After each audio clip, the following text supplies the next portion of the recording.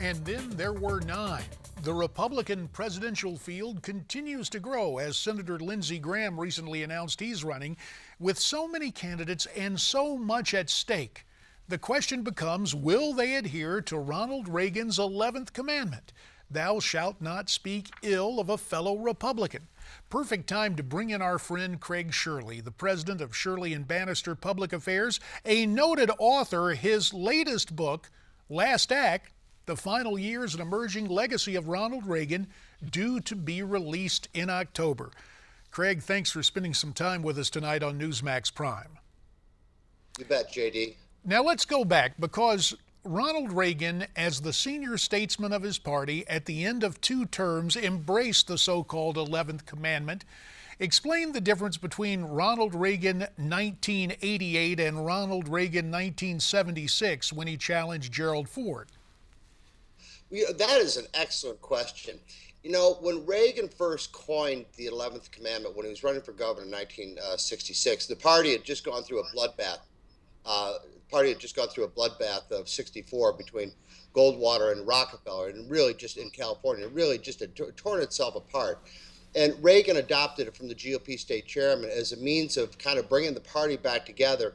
And what he meant by the 11th commandment was that you could criticize a fellow Republican over policy. What you couldn't criticize a fellow Republican over was sobriety or patriotism or fidelity. So when he went after Gerald Ford in 1976, he went after him on the issues. He went after him on détente and the Panama Canal and various other issues. But he didn't go after him on personal issues. So in his mind, he did not break the 11th commandment. Well, now we take a look at a field that is burgeoning, that continues to grow seemingly exponentially. Yes. And candidates want to differentiate themselves, and we're already hearing talk, and I don't know if this is Operation Research and Whispers, but we're hearing that the Jeb Bush team may become more assertive and start to criticize fellow Republicans. How do you interpret this past weekend's revelations about that? Yeah, well, you know, there's so many Republican candidates now. It's like a fraternity rush party. Everybody's in there. I think that when you have so many bodies moving, you have so many consultants moving, it's like atoms. The more you have atoms bunched together, the more friction you get, the more heat you get. I think it's inevitable that given the amount of candidates, the amount of money, the amount of consultants, and quite frankly, some bad consultants, who appeal to the worst common denominator, will engage in personal attacks. But again, this is a character test for the candidates.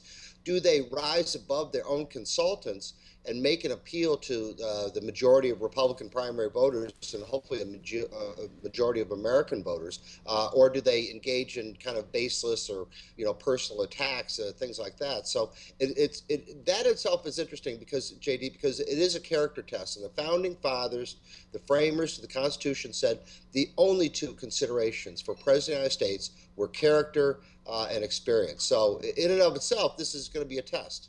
Well, as we take a look at that test and the number of people willing to step up and take it, does the sheer size of the field handicap the Republican Party? Because I've always been of the mind, hey, the more the merrier, and it's good to have people who are ambitious and talented coming up and trying to get involved in this.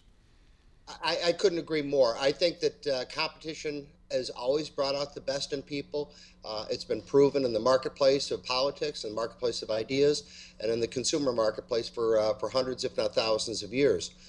Dick Cheney, who I interviewed several times for my books, told me that Reagan's challenge of Gerald Ford made Ford a better candidate, and that he although he did go on to lose to Jimmy Carter in 1976, he lost by the barest of margins. He lost by less than 2 percentage points in the popular vote and a very few electoral vote.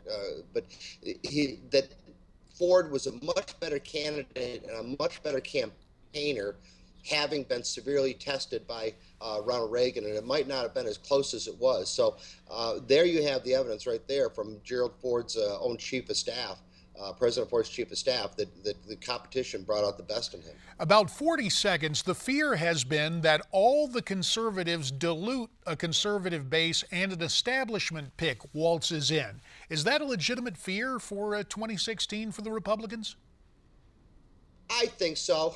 Is that, as we both know, is that the party has operated in more or less a sense of equilibrium since the time of Eisenhower, half establishment, half kind of revolutionary Reaganite. So it'd be the Bush wing on one side and the Reagan wing on the other. But I think we both agree that the Reagan wing now outweighs the Bush wing, although you have many more conservatives competing. So it is possible for Jeb Bush or somebody else to get, say, 30% of the primary vote and still get a first ballot nomination.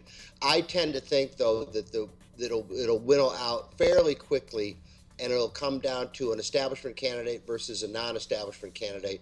And I think this time that, given the voters' reaction to all the things about Washington, they're going to opt for the non-establishment candidate. We will leave it there. Craig, Shirley, you have our thanks for your time, and we're coming right back.